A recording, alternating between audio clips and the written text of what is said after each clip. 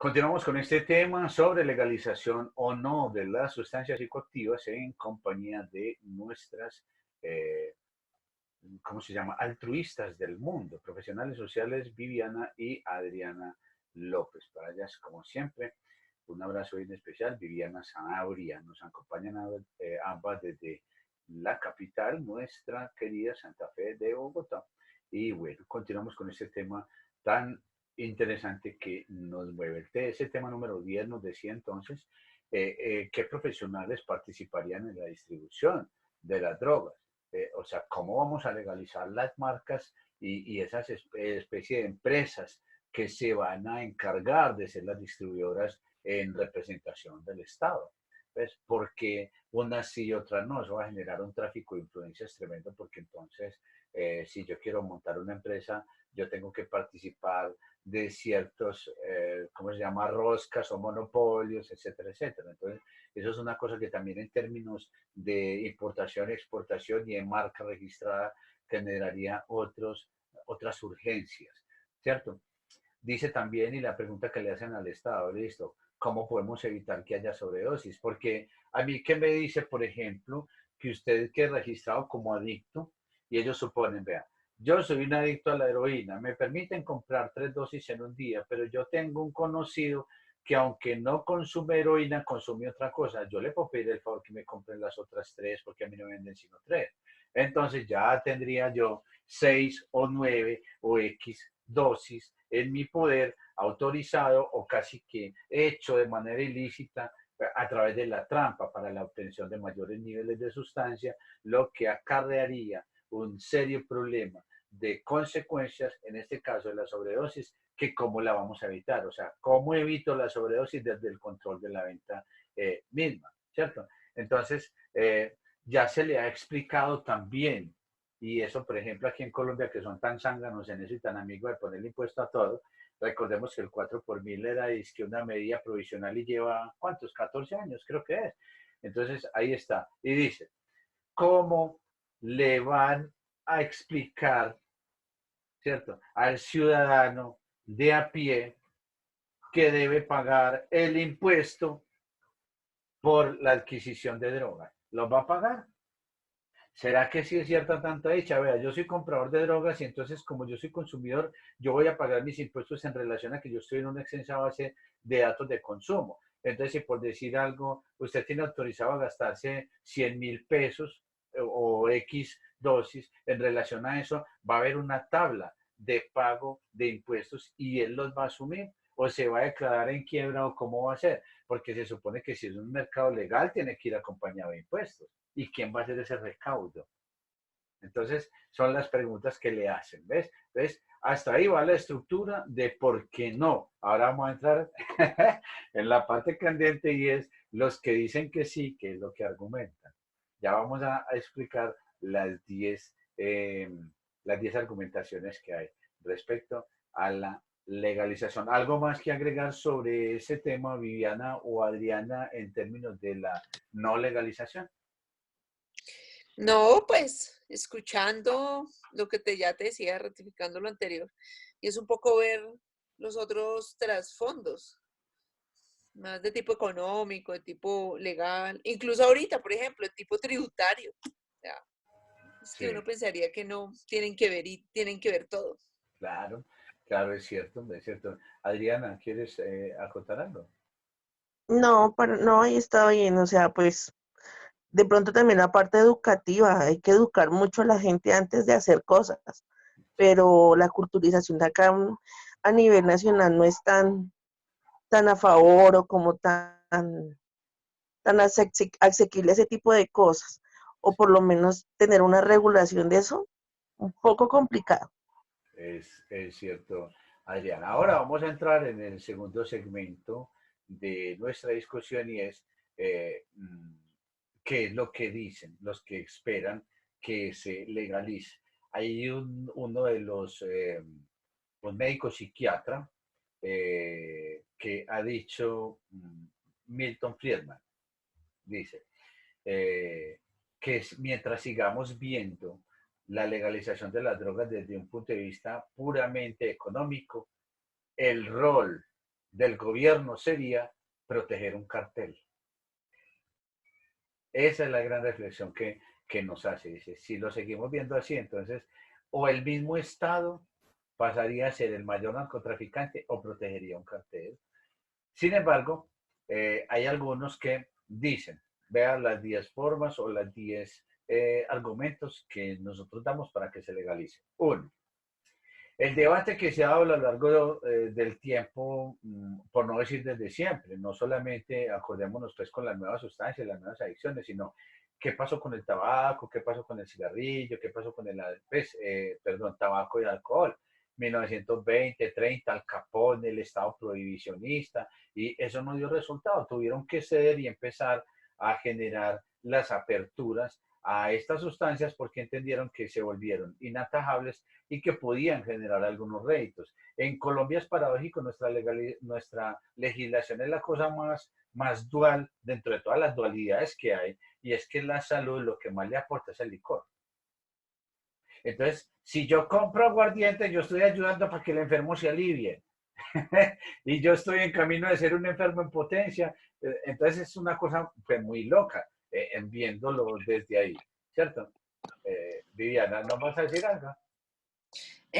Sí, claro, ahorita que decían, por ejemplo, con el tema de los años 50, el whisky y demás, esto sucede en Estados Unidos, pero la estructura estatal de un país como este es tan distinta a lo que vemos ahorita a lo que es nuestra Suramérica, nuestra Latinoamérica, ¿no? Y tú dices, ¿cómo le ponen un impuesto? Pero es un tema cultural. ¿Cómo le ponen un impuesto, un porcentaje de aporte a la supersalud? El, los consumidores de bebidas alcohólicas, de tabaco, ¿sí? Sabiendo que estos son los posibles y los potenciales enfermos a futuro.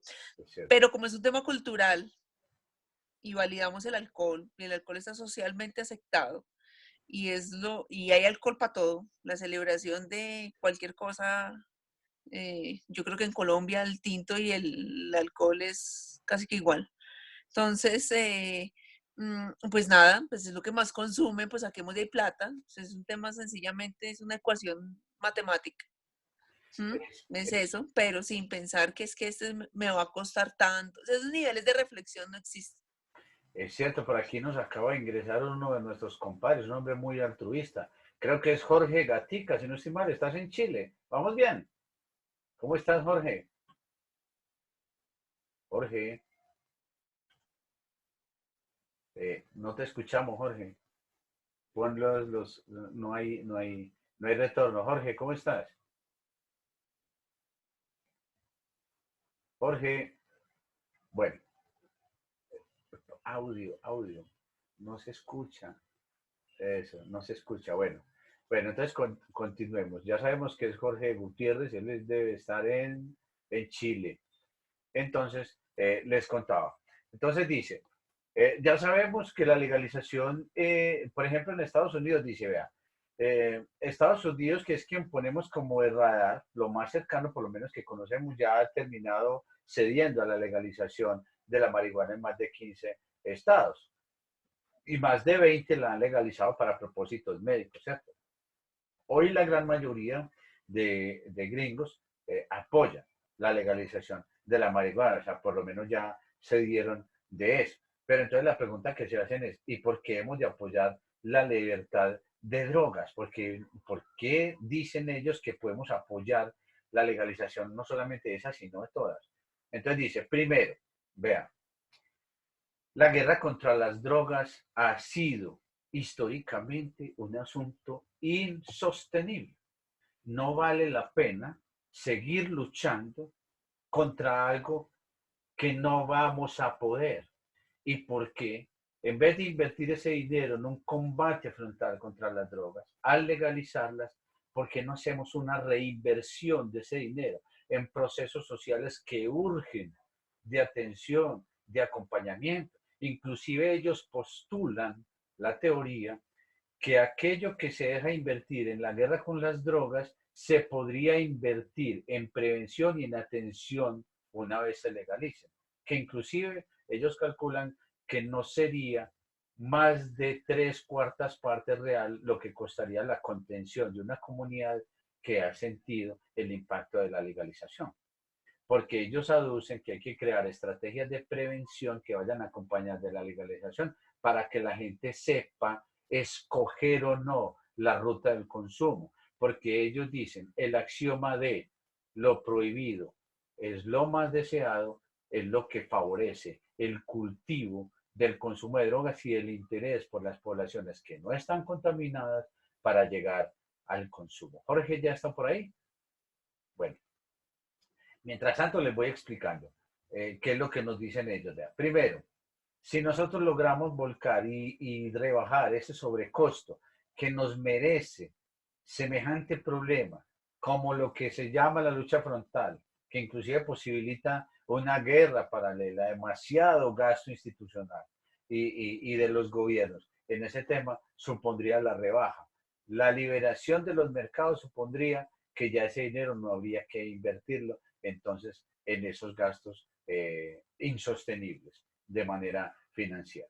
Entonces dice, por ejemplo, este marcador cuantifica el gasto en la guerra de drogas de lo que Estados Unidos en lo que va del año. Dicen que Estados Unidos se gasta 40.000 millones de dólares anuales. ¿Ves? ¿Y qué es lo peor? Que ese dinero con el que se está subsidiando el costo de la guerra contra el narcotráfico va a provenir de los que no consumen. Nosotros, los que no somos consumidores, estamos subsidiando una guerra.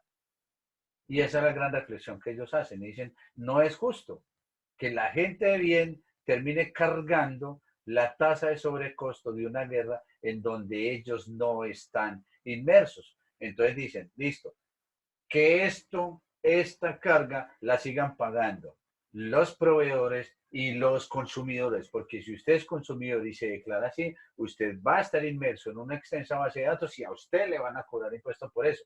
A nosotros, los juiciosos, los sanos, que nos saquen de eso, porque nosotros necesitamos el capital que nos lo inviertan en otras ganancias que nos representen también beneficios a nosotros. Muchos de nosotros dejamos de ser bien atendidos por un sistema de salud que está desbordado, seguramente por temas asociados al consumo de drogas. Y ahí es donde nos invitan a hacer la reflexión. Hola Jorge, ¿cómo estás? ¿Ya nos escuchas? Jorge Gatica, Jorge, no te escuchamos. Bueno, esperemos a que ubique el audio. Cuando puedas, nos hablas, Jorge. Bien, esa es. Segundo punto. La razón por la cual sería muy conveniente legalizar la droga es porque así los altos tribunales y todo el poder legislativo de un país ya se tendría que volcar a la sanción de los verdaderos delitos y no más con los asociados al narcotráfico, que son los que más desgastan el motor, el aparato legal de un Estado. Entonces, significa que si yo ya, como ya es legal, yo ya no tendría que crear un enjuiciamiento determinado por el porte o el consumo de drogas, ya desaparece esa figura. Entonces, ¿qué harían los jueces y los fiscales y los abogados? Enrutarían toda su fuerza en obtener justicia a partir de otros delitos que están siendo descuidados por esa priorización casi enfermiza que existen de los altos tribunales en conservar y preservar la atención del delito o envolverlo la eterna fuente de la corrupción, porque es lo que más les da plata en términos de chantaje y de dinero. Entonces, significaría que se desviaría todo ese aparato judicial hacia otro tipo de enfoques distintos, porque ya no es rentable, ya no habría necesidad de tener que castigar al consumidor o al quien la vende, excepción hecha que cause problemas alternos al consumo o a la distribución. ¿Listo? Entonces los tribunales se dejarían de encargar de ese problemita y se tendrían que concentrar en los verdaderos delitos. Entonces dice, por ejemplo, ¿cuáles? Vean, el asunto de la libertad, la propiedad, ya se podría encargar de forma más clara contra los robos, contra los fraudes, las agresiones físicas, ¿ves? Las violaciones, el asunto del atentado tan cruel y miserable que sufren las mujeres, los niños, los verdaderos crímenes que están siendo descuidados porque no hay quien sostenga porque como toda la fuerza está decidida y concentrada en rendirle tributo a Estados Unidos y resultados, y entonces todo el mundo, la fuerza pública está volcada hacia allá y perdió la atención y perdió la priorización. Entonces aquí violan 10 niños, sacan uno de noticia y los otros 9 se pierden en el olvido, porque están juzgando y ya dejarían de juzgar crímenes donde no los hay. Se protegerían, dicen ellos, las libertades civiles, dicen ellos. Ah, ¿cómo así? Vea. En la llamada guerra contra las drogas hay múltiples libertades civiles que saltan por el aire en el camino. Entonces, por ejemplo. Disculpa, Carlos. Sí, Este sería el tercero, el de las libertades civiles. sí. Ah, ok, sí. Porque dicen, la ley cazando narcotraficantes y cazando el asunto de las drogas está violentando alternamente otras libertades civiles. Entonces, por ejemplo, se acabarían los falsos positivos en captura por consumo. Porque como la fuerza policial y el ejército, por lo menos en nuestro contexto, son enfermos en procura de resultados, ya no habría necesidad, ya no hay necesidad al momento de la legalización. Entonces, ya no habrían más falsos positivos, no solamente en muerte, sino también en capturas y cómo terminan incriminando a esta gente. Los registros, la invasión a la privacidad ya no sería necesario, ya no habría la censura. Esas, lo que ellos llaman las prohibiciones asociadas en esa especie de contienda inacabable. Y dice, vea, legalizar las drogas terminaría de forma positiva restaurando muchas libertades civiles que han sido agredidas por las fuerzas del control del Estado que se ha desbordado en toda la medida en brindar una protección, un acompañamiento y una especie de enfermedad de resultados, llevándose y arrasando de manera decidida toda la fuerza que ha tenido un Estado que ha violentado sistemáticamente los derechos de las personas que no consumimos. Entonces ahí está. Esa es la tercera y habla de las libertades civiles. La cuarta, y dice, vea, si nosotros legalizamos, si el Estado legaliza, las drogas serían más seguras. Sería el cuarto punto. Ah, ¿cómo así? Se lo voy a explicar. La cantidad de drogas que se han generado, de muertes que se han generado por esas drogas, por el consumo de drogas, se debe a que no hay un Estado que propicie una especie de medidas o de dosis o de formulaciones estandarizadas, que sí podría hacerlo un mercado abierto. Por ejemplo, mire, yo soy un productor de heroína, pero yo, señor Estado, como ya la puedo vender, yo me comprometo a realizarla bajo los estándares de calidad que usted me diga.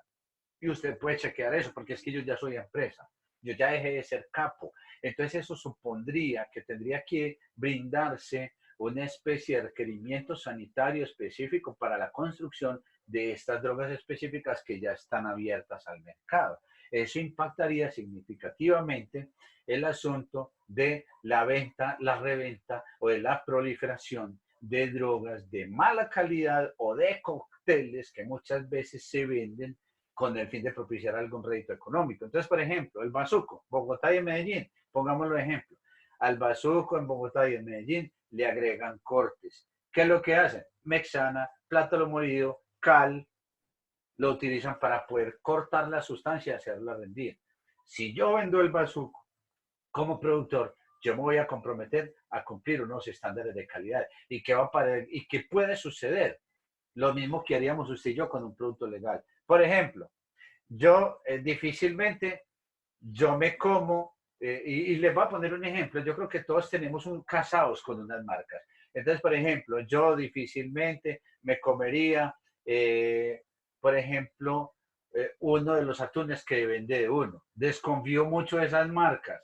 Entonces, por ejemplo, yo a de uno me gusta comprarles, pero ciertos productos, las bolsas son muy baratas, la leche es muy chévere, pero porque ya me la dieron a probar y si no, esas marcas a mí me generan mucha desconfianza.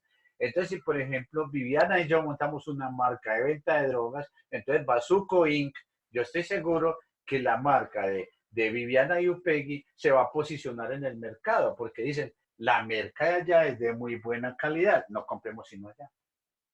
Y eso evitaría que haya una especie de perversión en la oferta y en la demanda a partir de la capacidad de decisión que tienen los mismos consumidores. Es que es más, si el mercado es ilícito, por ejemplo, en Bogotá, yo sí voy a gancho verde, no voy a gancho amarillo.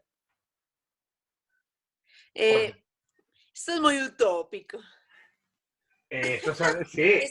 Este no me parece, no sé quién lo propuso, tiene sus argumentos, pero a mí esto me parece muy utópico viendo la realidad de lo que es el consumo. ¿Usted cree que un consumidor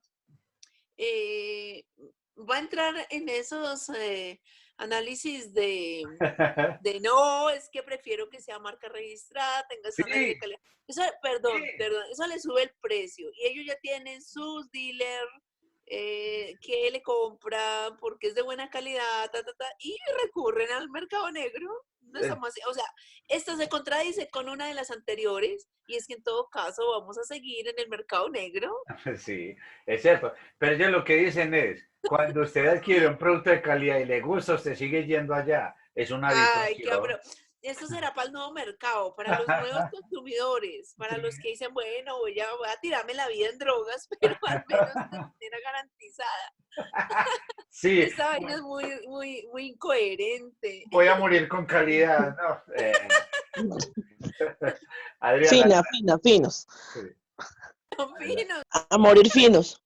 finos. Ah. sí, sí.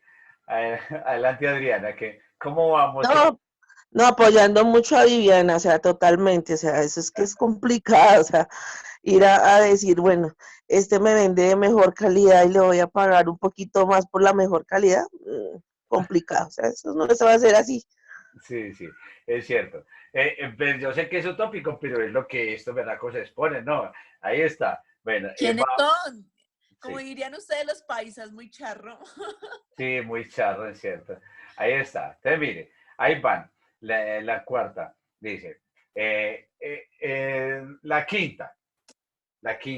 quinto argumento. Lo que es muy claro es que si ya hay una legalización, significa que toda la estructura, por ejemplo, de los casos que son alternos y las enfermedades conexas al consumo de drogas, y dice, se impactaría de manera sustancial y definitiva la aparición de la tuberculosis, la hepatitis y el VIH. Lograríamos una contención en esos términos porque ya habría una especie de caspetes o de lugares facilitados o accesibles de venta que permitiría que si yo voy a comprar una dosis de heroína, a mí se me dé el acompañamiento. No sé si la asistencia médica como sucede en los Yes or Not en Estados Unidos, en New York, pero por lo menos que toda la estructura de disposición del mercado sí esté orientada a que haya una cadena responsable respecto al consumo. Y ellos dicen, probablemente, aunque en España Proyecto Hombre lo ha logrado y en estas ciudades tienen los propios distribuidores y los propios lugares de salud para atención al consumo, dicen, esto haría que se baje el impacto y la extensión de esas enfermedades. Ellos dicen, tuberculosis por el intercambio de pipas, VIH y hepatitis por el intercambio de jeringuillas al momento de inyectarse sustancias de algún tipo en el organismo. Entonces dice, ahí Blackmon dice en un libro que se llama Moral Deaths, que traduce pues la muerte ética o la muerte con moral. Dice, la prohibición de las drogas ha contribuido a la extensión exponencial y absoluta del VIH a través de los mismos usuarios por administración de vía intravenosa. La hepatitis, ¿cierto? Están fuera, descontroladas, de manera impresionante por ese mismo mercado ilegal. Entonces dice, como se ha prohibido, como las drogas están prohibidas, también están limitadas la venta de agujas esterilizadas. Legalizando las drogas, estas serían más seguras y se permitirían libremente la compraventa de utensilios higiénicos. Por ejemplo, la legalización de drogas, y ellos lo ponen un ejemplo estadístico, en el año 2000, en Portugal, estamos hablando de hace 19 años, en Portugal ha llevado a reducirse en un 73% el contagio de VIH entre usuarios. es el país que legalizó primero y el que más impactos ha tenido a mediano y largo plazo en términos de masificación de enfermedades conexas al uso de jeringuillas, en este caso VIH y hepatitis B. Entonces ellos muestran estadísticas que eso sí se ha logrado. ¿Ok? Sexto punto, el número 6. Se erosionaría el crimen organizado. Cuando un bien se declara ilegal, ¿quién se encarga típicamente de distribuirlo y ofrecerlo? Como debería ser obvio, esos expertos y nacen los carteles que son los especialistas que ellos llaman en saltarse las leyes. Entonces, dice, no solamente se crearían unas representaciones legales y visibles de quienes lo distribuyen y lo ofrecen, sino que también los impactos de los precios y de esos productos prohibidos conexos a la creación, masificación y distribución bajarían de manera vertiginosa, diferente a lo que sucede con la operación al margen de la ley. Entonces, con la prohibición atraemos a expertos en saltarse esa ley que le lleva a múltiples beneficios y aumentar la masa de corrupción en todas las escalas, no solamente de quien la hace, sino de quien la distribuye, de quien la vende, a costa de quien la consume, que es el resultado final de todo el mercado ilegal, ¿cierto? Entonces nos dice, si nosotros legalizamos las drogas, cualquier persona respetuosa de la ley y el orden podría concurrir de manera muy clara y frontal y sin censura a la adquisición de estos productos. La ilegalización, una postulación de Friedman, estimula la cartelización del mercado en todos los productos. Prohíbame algo y yo le monto un cartel. Mientras que la legalización hablaría de una masificación del servicio, pero desde una libre y controlada competencia. Así lo postulan ellos. Insisto, esta no es mi postura, yo solamente traduzco las emociones de esta gente que lo está argumentando. Mire lo que habíamos hablado, el punto número 7. Se reduciría la corrupción policial, estatal, judicial. La ilegalización de las drogas generaría precios desorbitados, ¿cierto? Ya sabemos. Y eso genera muy elevados beneficios.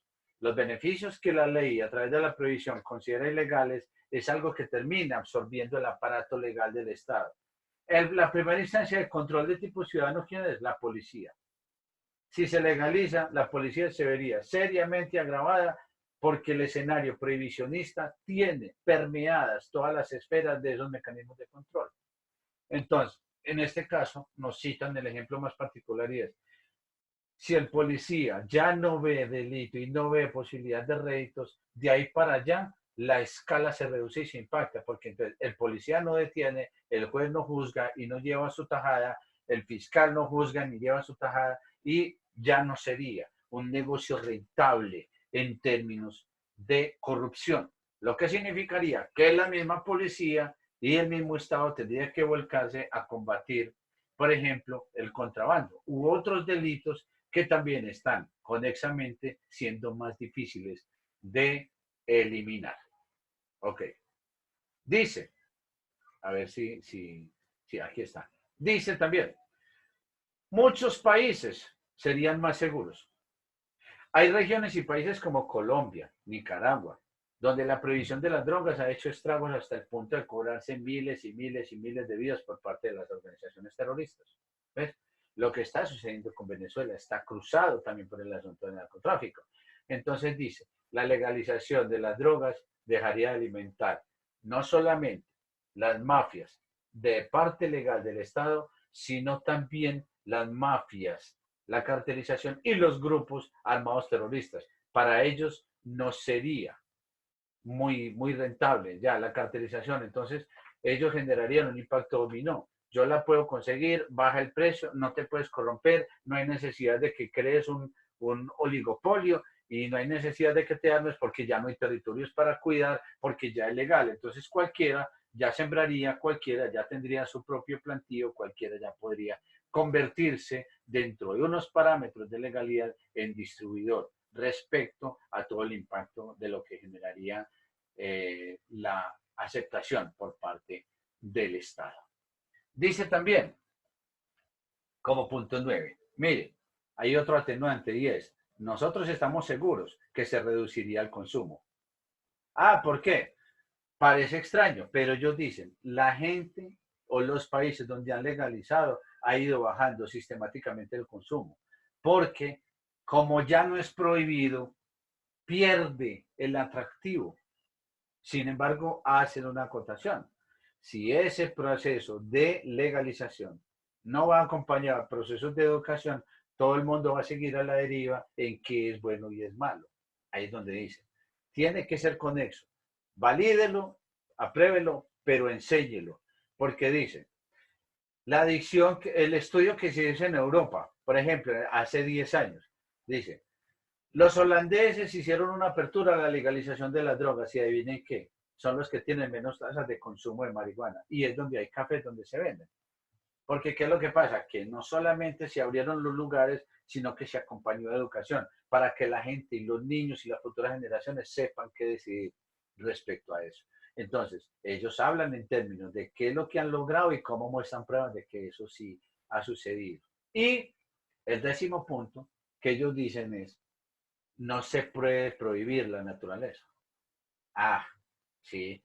¿Cómo me van a prohibir algo que da la naturaleza? Entonces dicen, es ridículo porque esa sustancia, o sea, la marihuana no va a dejar de existir, la cocaína no va a dejar de existir, la amapola tampoco. El único modo de acabar con estas plantas que producen tanto daño, que son la base de tantos impactos económicos y sociales, contando también los hongos, el yagé, la ayahuasca son plantas. Entonces dice, ¿el Estado cómo va a prohibir una planta? Es imposible. Entonces, lo que dicen es, al momento de evaluar este proceso hay que aceptar que nosotros tenemos que aprender a convivir con esas plantas y con las sustancias que generan, porque quiera o no, nunca van a dejar de existir. Entonces sería como que, o sea, si el gobierno prohibiera la caña de azúcar, entonces ¿cómo van a hacer el alcohol? Dice, una cosa tiene que convivir con la otra. Y dice, la prohibición solo lleva y ha llevado históricamente a un poco de consecuencias porque abre mercados que son más costosos. Entonces, si ya aprendimos a convivir con el alcohol y con el tabaco que fueron y costaron tantas vidas y fueron tan prohibidos, tenemos que aprender a convivir con cualquier otra sustancia que siempre, siempre va a haber en el mercado. Nadie niega lo perjudicial que pueden ser las drogas, pero hay que reconocer que todo lo malo en ellas parte desde una sola naturaleza y es la prohibición. Ahí está.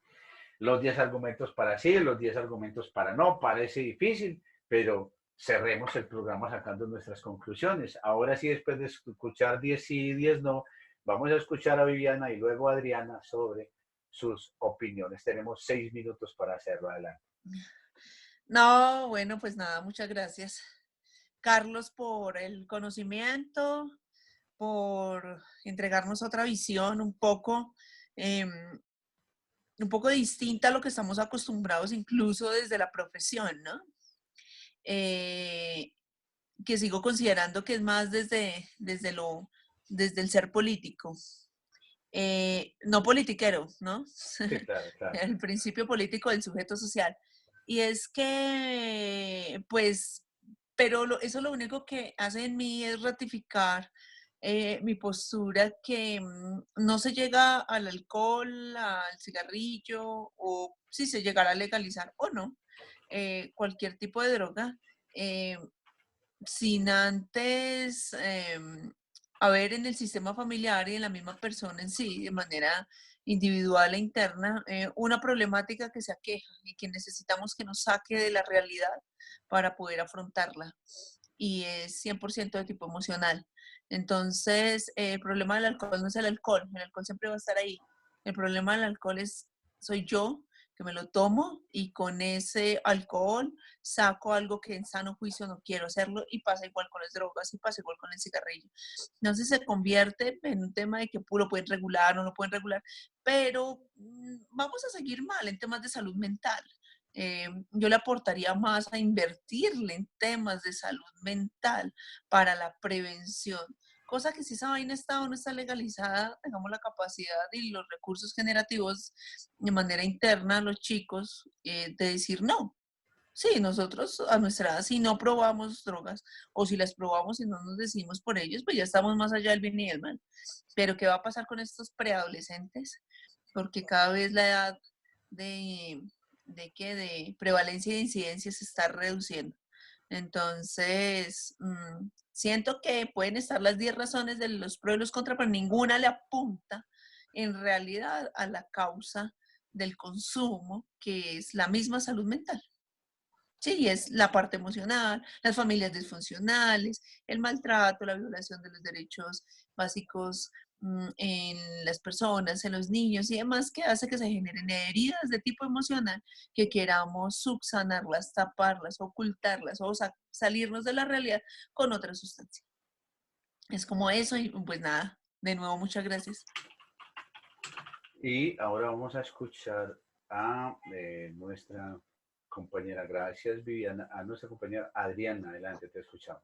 No, pues también te agradezco mucho pues por mostrar esa parte de análisis que de pronto no me la había hecho antes, pero pues sí también ratificó el tema de la exposición de, de nuestros menores de edad, de nuestros niños, de nuestros adolescentes, que cada día quieren explorar nuevas cosas y lastimosamente lo mismo familia, el mismo medio te prohíbe, te consigue o te lleva precisamente al buen consumo o al mal consumo. Entonces, ahí sí, pues, estamos precisamente como en ese medio de que qué tan bueno, qué tan malo va a ser, o si hay una legalización, pues, el tema cultural que siempre es lo que también a mí me parece que debemos apuntarle y afirmarle a ese tipo de situación de que hay que educar a la gente. Y sí, ahí sí tienes mucha razón, Viviana, y es el hecho de que más bien invirtamos ese tipo de cosas y de situaciones, es como para el tema de la prevención, de la promoción en salud, más que todo, porque pues igual de alguna manera este tipo de cosas nos está afectando más el tema de salud. Y sí, obviamente está el tema de salud mental, pero entonces dónde está precisamente esos valores y esos principios y esas morales que les estamos dando a nuestros hijos y a nuestros pacientes y con las personas con las que estamos alrededor en este tipo de situación. ¿Mm? Es cierto, es un tema bastante complejo, muy polémico, pero siempre hay que tener, obviamente, bueno, esa apertura, son saberes que siempre se suman a toda esta historia y qué bueno seguir brindando estos espacios, como siempre ha sido y será un verdadero placer estar con ustedes, decirles muchas gracias y que hay que tener paciencia, estos grupos se construyen y estas creencias el que no pudo entrar o no quiso entrar, se lo perdió. Aquí vamos a estar cada 8 días encontrándonos y siempre llevando a cabo estas grandes ideas que nos hacen posible poder crecer como personas y como profesionales. Viviana, muchas gracias. Adriana López, muchas gracias. Les acompañó, les habló Carlos Upegui con este tema de las videoconferencias educativas para nuestro gran grupo de red de apoyo psicosocial de tipo latinoamericano y pues no puedo menos que agradecerles y decirles nos vemos en 8 días y muchas gracias por este tiempo que nos han hecho posible Viviana y Adriana. Hasta aquí nuestra programación y ya saben que quedan colgados en YouTube. En contados instantes les envío los enlaces al grupo. Muchas gracias y feliz tarde.